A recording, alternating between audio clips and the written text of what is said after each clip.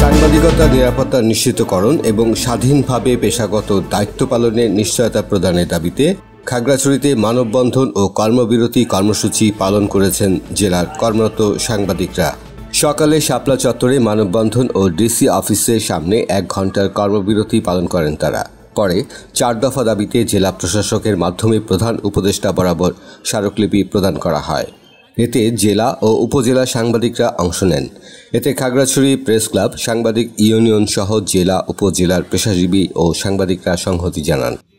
কর্মসূচি থেকে অবিলম্বে সাংবাদিকদের নিরাপত্তা নিশ্চিত করা, পেশাগত দায়িত্ব পালনে বাধা সৃষ্টি বন্ধ করা এবং হামলা ও হুমকির ঘটনা সুষ্ঠু তদন্ত ও বিচারের দাবি জানানো হয়। মাসুদুল হক, কালচক্র 24।